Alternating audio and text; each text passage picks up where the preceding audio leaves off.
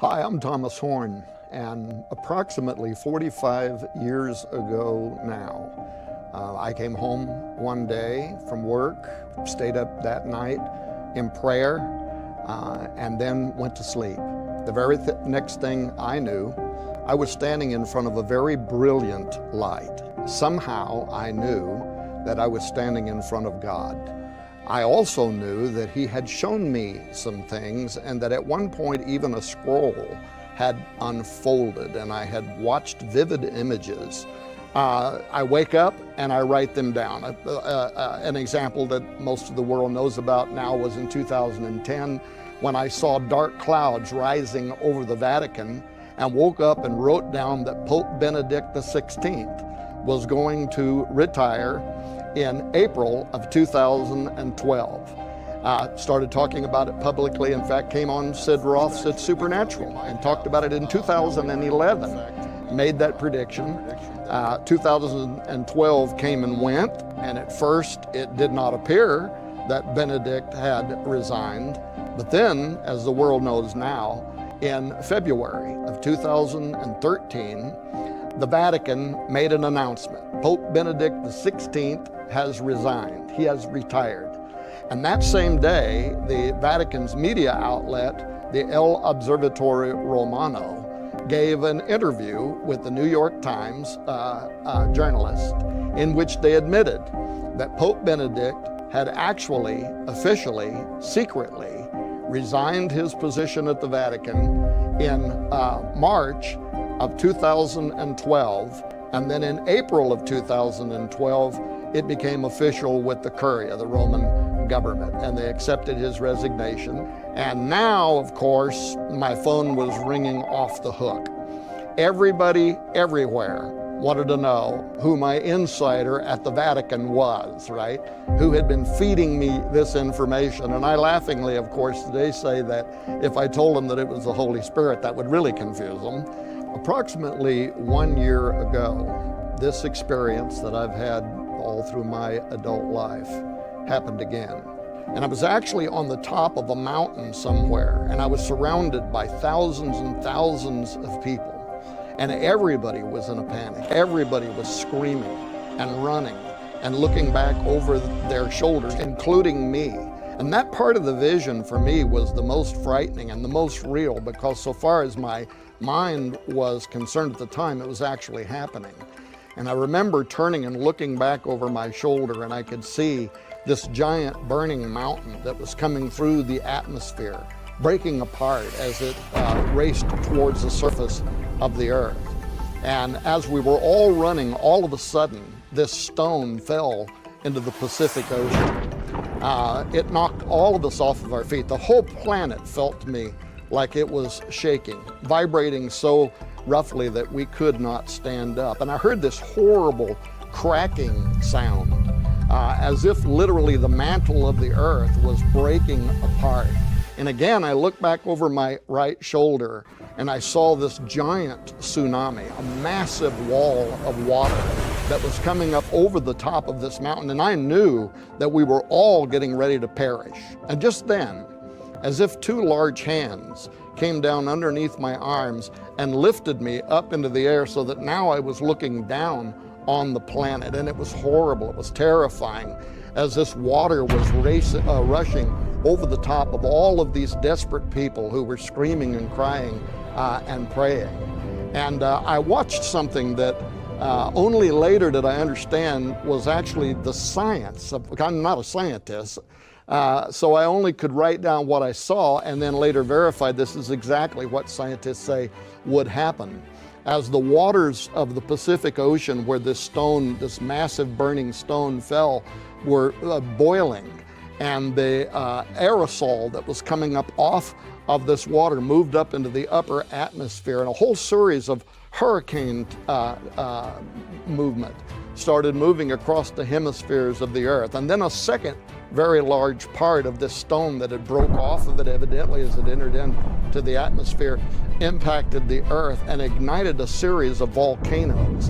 And all of this material was being blown up into the upper atmosphere and getting caught in the jet stream and was moving around the earth, and very soon, within a period of days, darkening out much of the sun and the moon and the stars.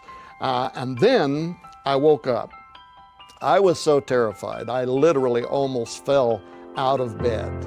And grabbed a sheet of paper, which I've learned to keep next to my bed, with a pen, and I started writing down all of the minute details, blow by blow, of what I had seen and what I had experienced. But before I could do that, it was as if a voice in the room spoke and uttered a single word, and that was the word Apophis.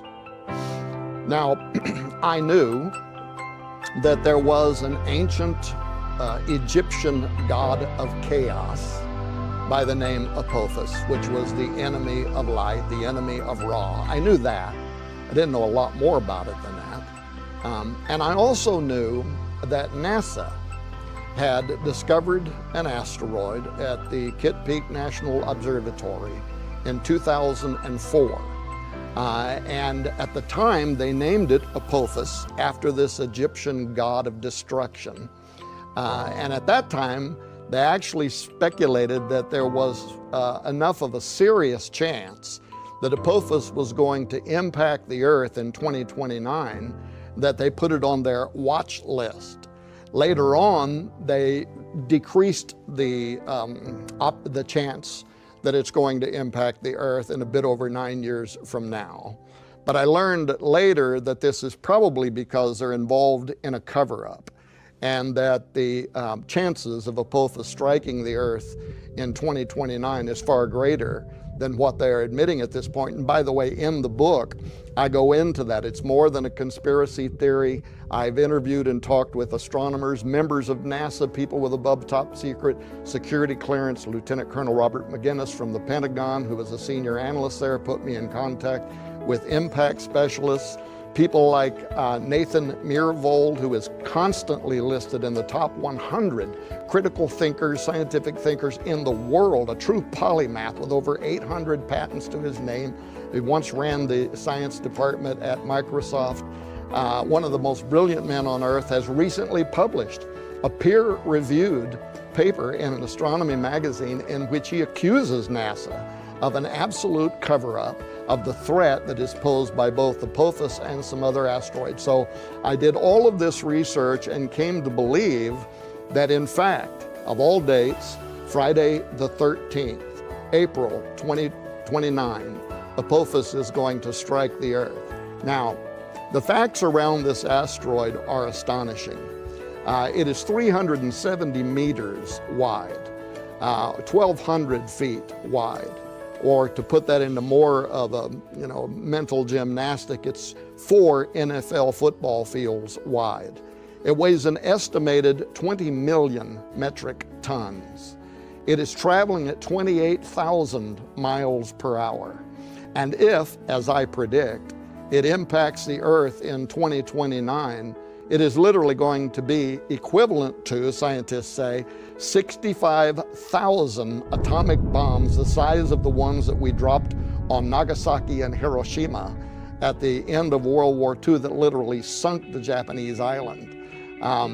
They say that at a minimum, tens of millions of people will die, and possibly billions of people are going to die. NASA says that if this rock does hit the Earth, it's going to come down probably around the border of Mexico and California, so a highly densely populated area. So you can understand why this was such a terrifying vision to me.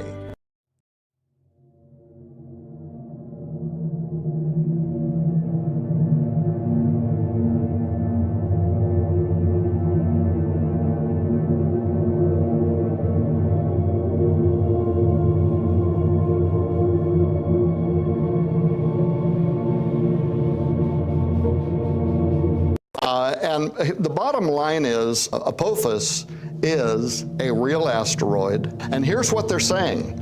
They're saying it probably isn't going to strike the Earth in 2029, so they changed their opinion a little bit. It still could, they're saying.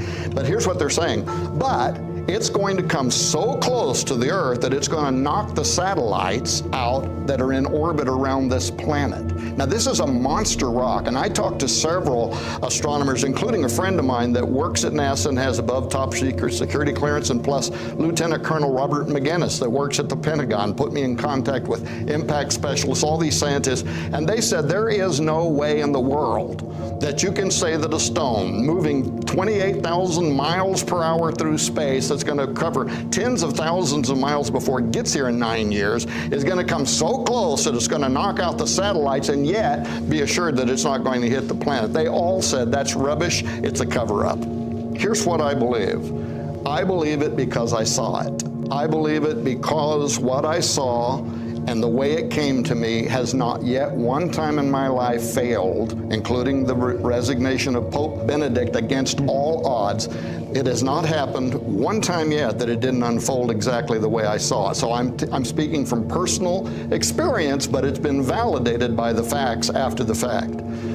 So I believe it in all my heart. I will look you in the eye and give you a new prediction like I did when I told you the Pope was going to resign and everybody said it would never happen. In April of 2029, Apophis is going to strike the Earth. Yeah, well, so my friend at NASA, he was the one that put me on the trail. They don't want this information getting out any sooner than it's going to. By 2025, people will be able to look up in space and see this with their home telescopes, fairly sophisticated telescopes. 2 years after that, they'll be able to look up in space and see it with the naked eye. By that time, there's going to be mass chaos and panic. So right now, they're doing mitigation efforts in the background, which we can talk about. This is part of Trump's Space Force, trying to figure out a way that they can stop this from impacting the Earth.